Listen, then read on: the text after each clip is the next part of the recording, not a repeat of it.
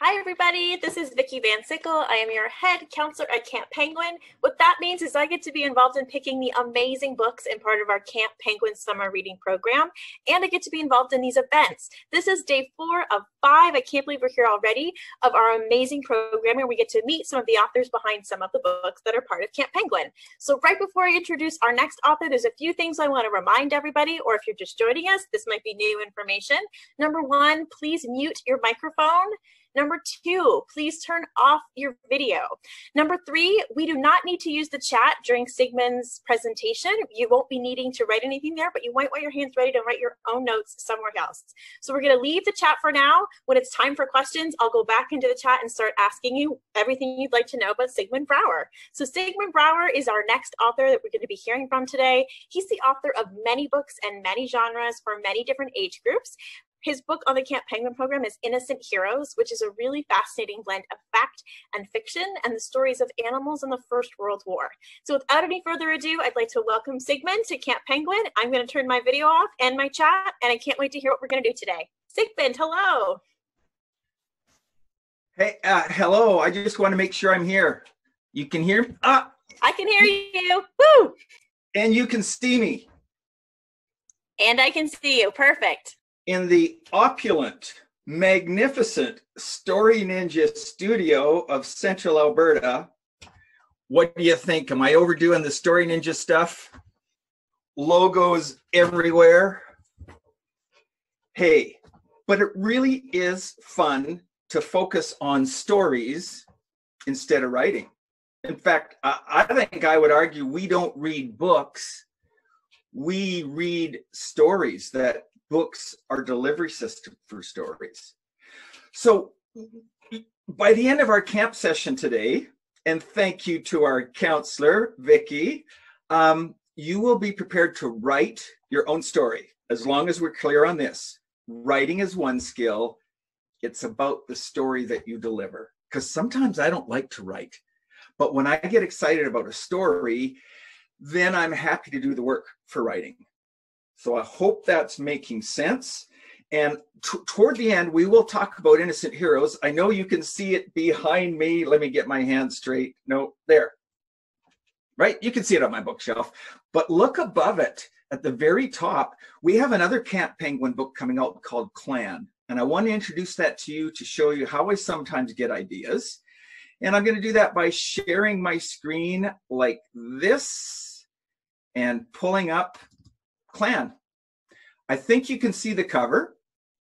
I'll read it to you a bit later, but I have a question for you.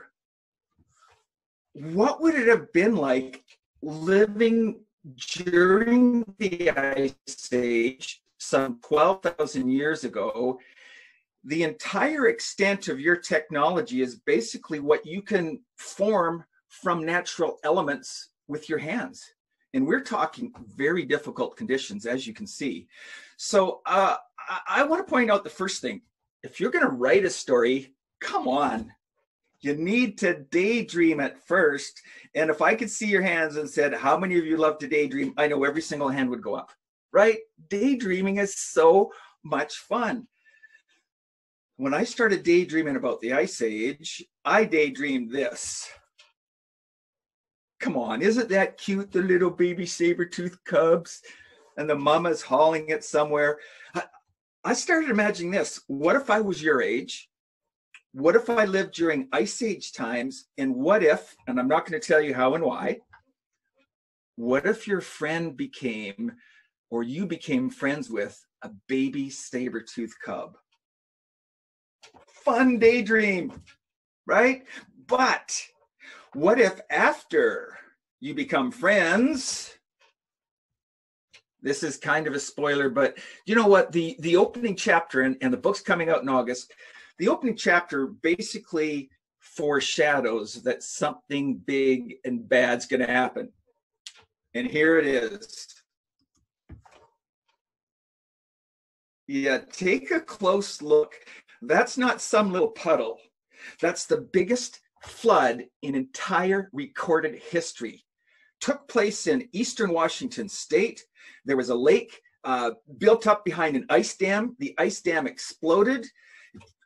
Go to Google, figure out how much water the Amazon River releases. This released in one shot 10 times the amount of water the Amazon. We're talking water coming down the valley at 110 kilometers an hour, washing away everything in its path. And imagine you're on top of the hill watching this come towards you, and you barely survive, and your only companion is a baby saber-tooth cub. So that's clan. That's the big idea that I had that was fun to daydream. And I hope you give the story a shot. So when I talk about an idea, and I'll do my best right now to stop screen sharing. Oh, I'm back. Look what I have, a device. Listen to this one. And I'm so bad, I'm like,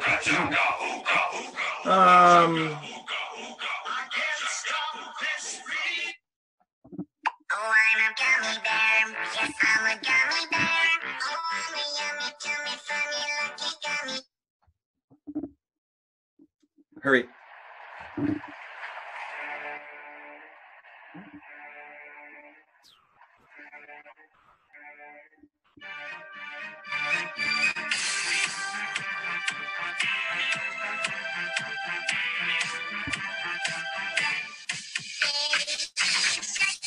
Come on your end, in your home, sing along with this. Everyone who listens in your end is going to be like, what is going on? Now let's get some rock and roll in here.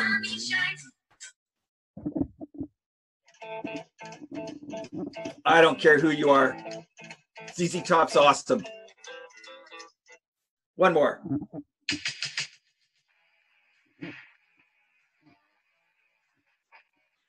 Oh, I know I look so bad, right?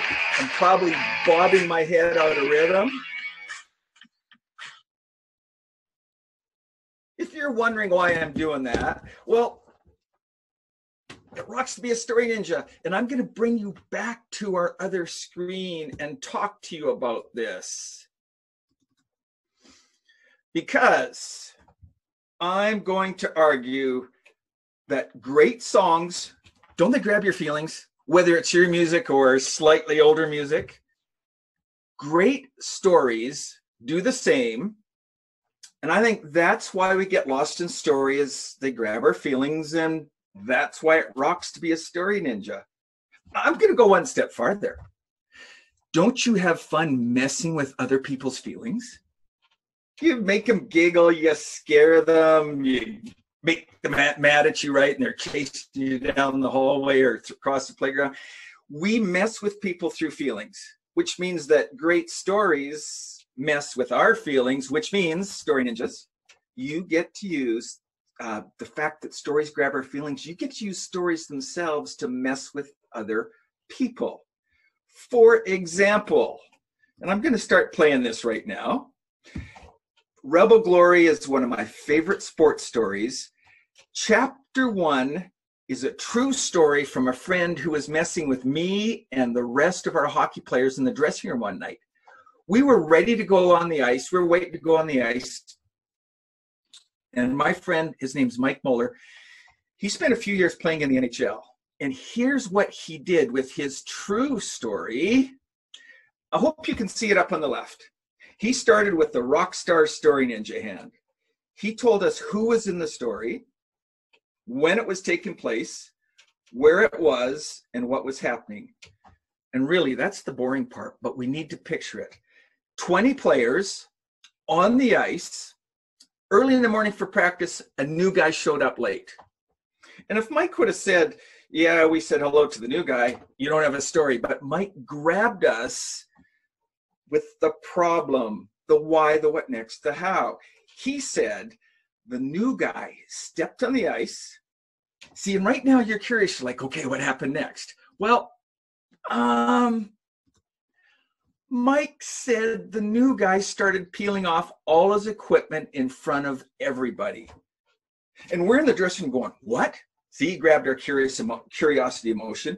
And then we were like, what are you talking about? The kind of gross, emotion because he said, oh yeah, this new player didn't know who he was, got rid of his gloves, his hockey stick, just flung it down the ice, helmet strap, helmet, sweater gone, suspenders gone. This guy pushed his hockey pants right down to his ankles. And we're in the dressing room going, what, Mike, are you kidding me? And he was grinning because as a story ninja, isn't it fun to grab people with your story? Mike said the guy grabbed his shin pad, threw it across the ice, and when the shin pad landed, he said it exploded with cockroaches. You know those big black ugly bugs that look like beetles?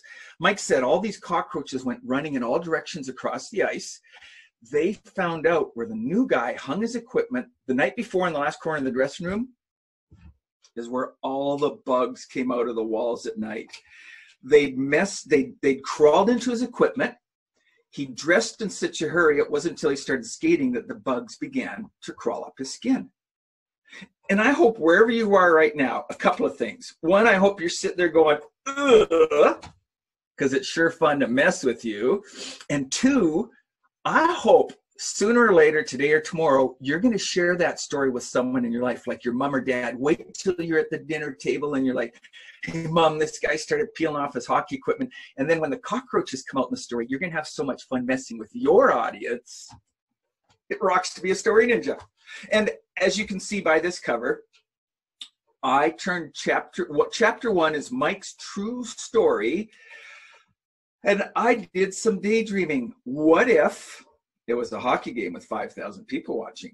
And all I did was take the story that I could see here and use writing to deliver it. Now, as an aside, you may have noticed that I put my website here, storyninjabookclub.com. Yeah, shameless advertising. But hey, if you go there, I've got a free ebook waiting for you to download, and there's a free ebook for your mom or dad to download, and you will see it's a 7-week writing course, summer reading club. Okay. So are you with me on this? You start with who, what, where, when, grab us with the problem, and it's the problem that messes with our feelings.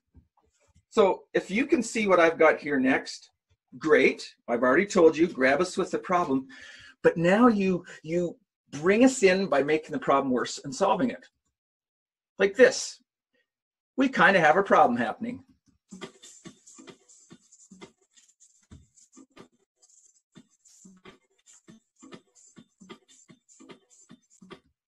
Did you notice the dog was about to grab the cat? And when I stopped it, I hope you sitting in the computer because stories draw you in. But just agree with me, your job is to grab us with the problem, make it worse, and solve it. So let's find out what happens to that poor dog.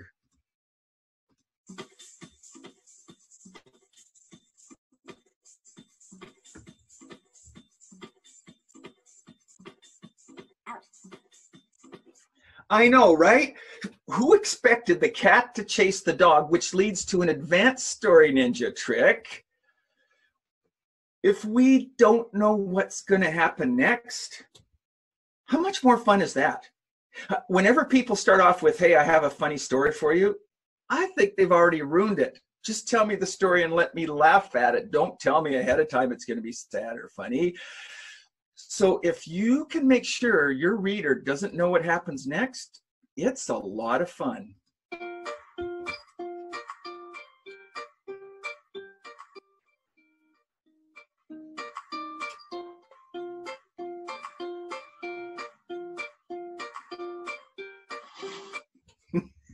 Okay, well, I'm giggling and I've seen that before. So there you are, story ninjas. I just don't want you to leave you with the impression the only good stories are silly, funny stories like cockroaches or a cat chasing a dog or whatever you just saw. This truly is one of my favorite stories, especially for how it makes me feel.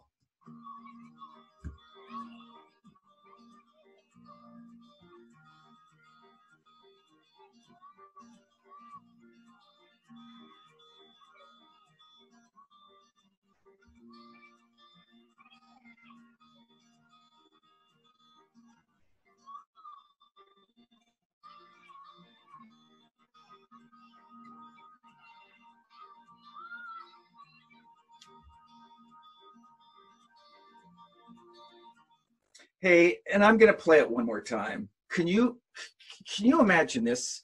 If they would have seen her, I mean, she's different because she has a prosthetic leg.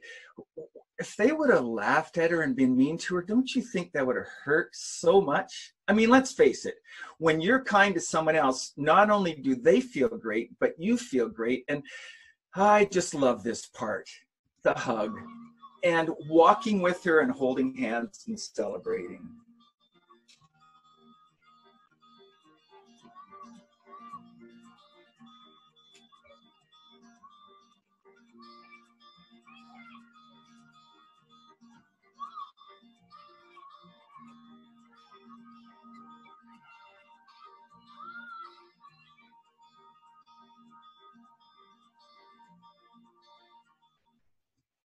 And you probably didn't show up at camp today expecting someone to just point out that, you know what, choosing kindness is awesome. But when you read a story like Wonder, you absolutely understand that. And Wonder is one of the best stories out there because of how it makes you feel. Have I said that often enough? Great stories grab your feelings, and you can be a story ninja and mess with people through their feelings by telling your own stories. So here's my question. Now that you know my story ninja advice, who, what, where, when, grab us with the problem, make the problem worse until it's solved, I better add one more thing. Everything must be appropriate for your audience. Okay? So we're inviting you to write 4 digits down. And as you can see in front of you, I've got 0051, 2833, 6791. Am I back? I hope that startled you and woke you up. Do you have your 4 digits ready? I'm going to count down from 10. By the way, we don't want you to change your numbers after you see the story that you're going to write. You are stuck with what you came up with. So the good news is, it doesn't have to be a long story. You're going to daydream a problem, make it worse, and solve it in your daydream. The good news is, your who, what, where, when might not make sense, but we don't care. It's about having fun. And the bad news is, yes, you are stuck with your 4-digit pin. So let's bring up the pin sheet. And if you can take a screenshot, great. But what you really need to do is make sure that you write down your who, what, where, when. So if you had 0051, you would circle the 10, the 5, and the 1. Your story is a ballerina yesterday in a closet painting toenails. Could be anyone's toenails. Maybe her grandfather fell asleep in the closet and she's painting her grandfather's toenails. I don't know. It's your story. 2833, Big Bird, breakfast time, in a monkey cage, bungee jumping. I think it'd be easy to come up with a problem that went with that one. 6791 was the other one I'd listed. A football player on Tuesday, 6791, a football player on April Fool's Day on a ship painting toenails. We're going to give you another 10 seconds or so, and I'm going to enjoy a little sip of coffee while you write down your who, what, where, when. But as I mentioned, if you take a screenshot of this, you could play this game with your family. That might be kind of fun too. All right, I am going to assume you have written down your who, what, where, when. And I'm back to remind you that you're going to grab us with a problem that you daydreamed that must be appropriate for your audience. And in your daydream, just think of something bad that could happen. Write it down. You're not writing your story, you're writing down your problem. Then list 2 or 3 things that could happen to make it worse. Circle your favorite of the 2 or 3 things. So you've got 1 circle, here's your problem, 3 lines, 3 things that could go wrong next. You circle 1 of the 3 more lines to come up with some things that could happen next, and come up with circle lines 5 or 6 events. Problem, worse, solve. you have daydreamed your story. And I can guarantee your reader's going to love that story because problems grab our feelings. Don't write yet. No. Rehearse your story by telling it to someone. And then tell it again to someone else. And you'll notice every time you tell your story, you add a few more details and it gets a little better. And if you are able to tell your story 2 or 3 or 4 times before you actually start writing, I can promise you this. When you start writing, you just listen to the way you tell it out loud. Write it as fast as you can. I call it sloppy copy. We don't care about mistakes in the first draft. After you write it down as fast as you can, then you can relax, go back, start fixing it up. Trust me, there are so many mistakes in my first draft. Oh, and my second draft. I end up doing about 12 times through a story before I finally hand it to my editor. So to recap, you have your who, what, where, when. You're going to grab us with a problem that you daydream. You're going to come up with a series of problems until it's solved. You're going to rehearse your story by telling it. You're going to write a fast first draft, and then you're going to fix it up. So I hope you have fun with that. And we are about to start with some chat room questions, but I do want to talk to you a little about this story right here.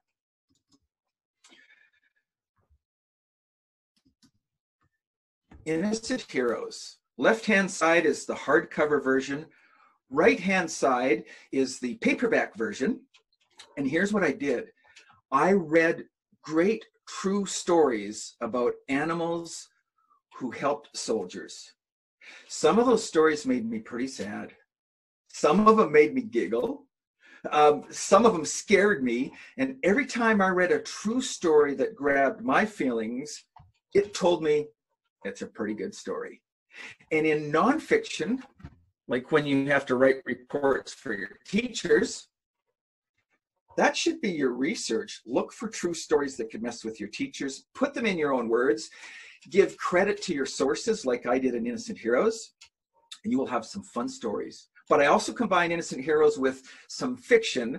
I imagined we had a platoon of soldiers, and we led them all the way through World War I, and each new episode, you get to learn about a different animal. And then you get to learn the true story behind it. And lastly, of course, that's coming out in August. Please don't forget StoryNinjaBookClub.com. Jump on there today, get your free ebook, get one for your mom or dad, and see if you like the rest of the idea there. So with that in mind, I am ready for anything you want to ask me via chat questions. Oh, that's anything? You're ready for anything? Anything. That's very impressive. Sorry, Vicki, my answer might be, hey, I'm not going to answer that question. That's fair. But I'm ready for any question. So our first question, I think, should be a good, easy one to start with. So Megan wants to know, how many books have you published? Well, first of all, Megan, great question in terms of, you didn't ask how many books I've written. I don't write books. I write stories. Books are published. So Megan, 5 gold stars to you. It's over 150. I know. Really? I know. That's amazing. 150, that's amazing. Well, I've been doing it a while. And some of them are littler books. And of course, some of them are bigger books. So I'm ready for the next question. You're ready for the next. A number of people want to know if you have a pet. You write so nicely and emotionally about animals. And of course, you showed us a lot of videos with animals in it. So do you have a pet at home? Well, I did. Uh-oh. We had two beautiful puppies, Hershey and Coco, and they grew up to be beautiful dogs, and we love them, and they're no longer with us. So I have not gotten a pet since, and someday I'd like to do it again when I travel a little less. Yeah, I mean, pets are such a part of your life. They're part of your family. You know, you don't necessarily want to replace them. So I understand that. I'm sorry to hear that. A lighter question for you now. Yeah. Have you ever written a story about a ninja? No, but I need to. Whoever asked that one, Thank I think you. so. Uh, Vicky, should I call you Vicky, or do you want Sure, me you to can call me Joanna? Vicky. Everyone knows my name is Vicky. It's right there. Go ahead. Yeah. Vicky, isn't that a great idea for publishing? Maybe. Okay, I am on it. Next question. Okay, next question. Do you like writing fiction or nonfiction better? Yes. Okay. Not, I don't think it was a yes or no question, but I'm assuming you mean that's a too hard question for you to answer. Well, it kind of is. Fiction, you get to make stuff up, often based on true stories. But there's some amazing true stories out there that it's like you couldn't even make it up if you tried. So I kind of, yeah, that's a tough choice. That's a tough one. What's your favorite thing about writing? I'm sure you've heard this before, Vicky. My favorite thing about writing is when I'm finished. Yeah. I can tell by the questions we have a lot of aspiring and also current writers now, and I think they would probably agree with you there. I definitely would. We have a question here. What was the first story you ever made? Well, that'd be back in grade 3, right? If we agree that there's a difference between publishing a story and writing a story, one of my friends, Natasha Dean, was talking to me, and I know this is a plug, but if you Story Ninjas are aspiring writers, the Story Ninja Book Club we have author interviews, and Natasha Dean said this: it's always irritating if you're a writer, especially in upper elementary, middle school, and someone says, oh, are you published? Are you going to be published? When people are running, they're jogging, we don't stop them and go, hey, are you training for the Olympics? It's like, if you run, you're a runner. If you write, you're a writer.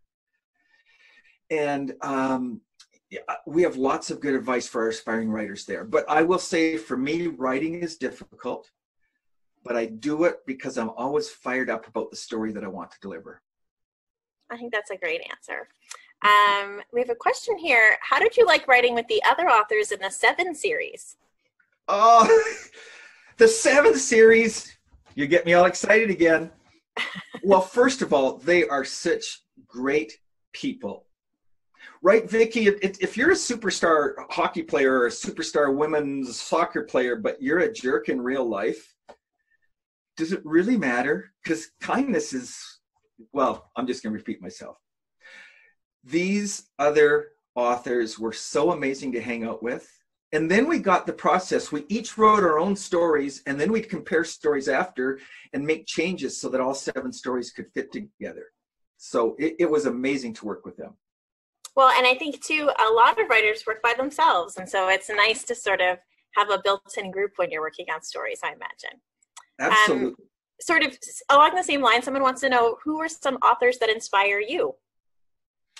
Oh, such an easy answer to such a great question. I am truly inspired by Franklin W. Dixon, the author of all the Hardy Boys, and reading stories is what made me want to love writing stories. And then, Vicky, I was so heartbroken to discover that Franklin W. Dixon, the author of like 175 Hardy Boys stories, isn't even real. It was just a made-up name for different groups of authors who would write different stories. But having said that, I wasn't inspired by the author. I was inspired by stories. I think I remember feeling the same way when I found out about Nancy Drew and Caroline Keene, which is the same company, right? I know. Now, this is a question I think I know the answer to, but I'm going to ask you because a number of people have asked, do you have a favorite of your own books that you've written? Is there one that stands out as extra special? There is, and I don't see it behind me because I gave a copy to someone. It's called Thief of Glory, but I wrote it for grown-ups. So Story Ninjas, you can go to thiefofglory.com or go to my website, sigmundbrouwer.com, and you'll see information about the story. If you're grade 7 and up, I'd say it's appropriate. If you've read The Hunger Games, go for it. But Vicky, my dad spent his boyhood in World War II in a prison camp. And in the few years before he passed away is when I wrote the story Thief of Glory, inspired by what happened to my dad. And it's my favorite because it's in honor of his memory. Oh, that's wonderful. That's such a beautiful story. And some of the other authors we've had this week have talked about being inspired by stories that were either from their family or something that happened to them personally. So it's interesting to see even authors from different genres and have different ways of sort of respecting that tradition or family. We have a question here. This could be a tricky one, but what motivates you to write? So what keeps you writing, even if it gets hard or the writing part isn't going very well? What is your motivation behind being a writer? Could you make it any easier on me? What's my motivation? Okay, I'm going to wait till the camera's on me. Do we see? Okay, I need to voice activate this. What does this say? It says, what does the logo say? It rocks to be a story ninja. My motivation is STORY. Come on, story ninjas, whether you write the story or you retell something that happened to you or happened to someone else, to be human is to tell story, and to tell story makes us human. When you have a great story, that's your motivation. I love that. Next question. When you were doing your research for Innocent Heroes, were there any animals you wanted to include but you didn't that you could tell us about now? Oh, I wanted to include camels and elephants, because how fascinating is that? But because the setting of the story is in France, World War I, I had to make it realistic, and I could only include animals that appeared in World War I. That makes sense. And then sort of similarly, we have a question here. Do you have a favorite animal story from the book? So the ones that did make it into the published book, was there an animal that really stuck with you? Yes. If you go to the battleofvimy.ridge.com or just Google Sigmund Brouwer Innocent Heroes, it should show up. You can get this chapter as a PDF. Who, where, when, what. 200 true story, 200 soldiers, 3 days into battle, behind a huge hill, trapped by the enemy.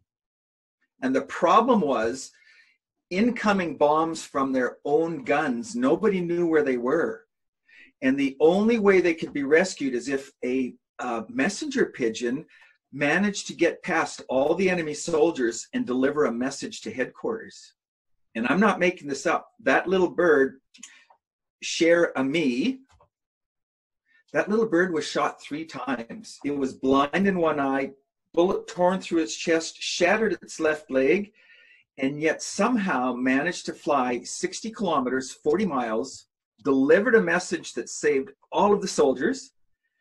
And they took this little bird to a hospital, and a surgeon, they went into surgery with this little bird and operated on him and saved his life. And at the end, one of the rescue soldiers carved him a little wooden leg so that it would replace the leg that he lost. And I read that story and I was having the little tears go down my face, and I just knew, great story, it had to be chapter 1.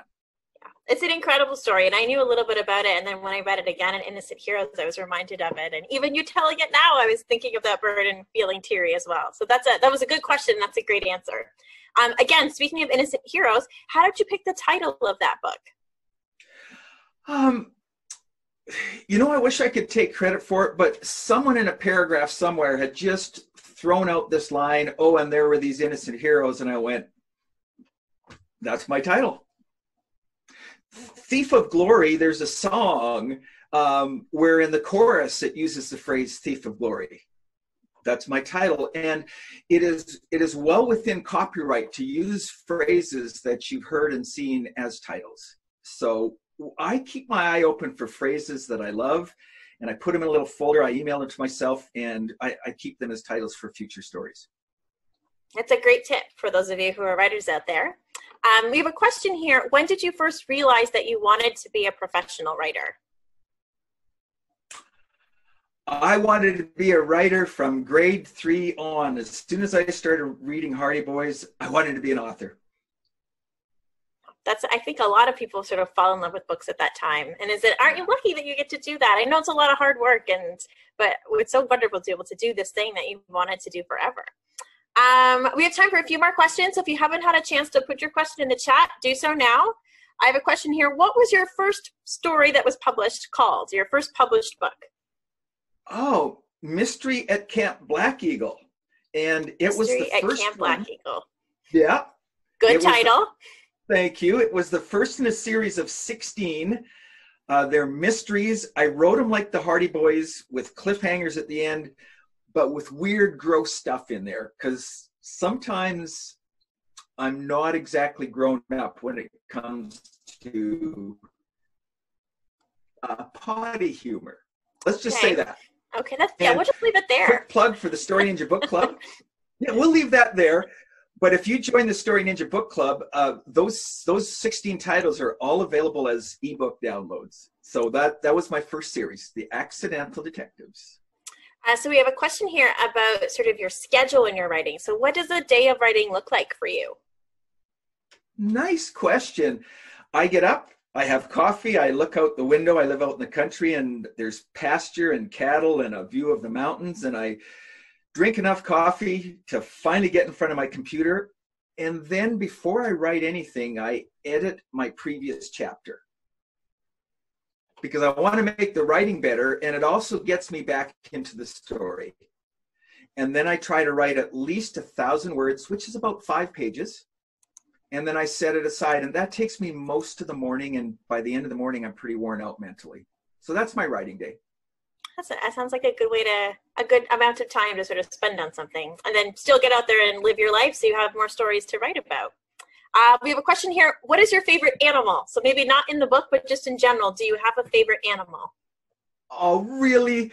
Who asked me that question? Who's going to make me try to choose? There's quite a few people who wanted to know that. I know it's hard to pick just one. You could name 5.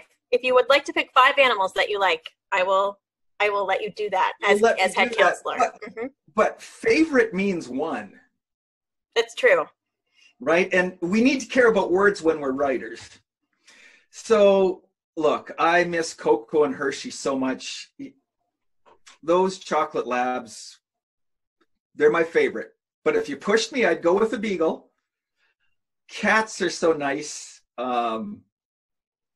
My daughter has a pet tarantula. No. Not among my favorites.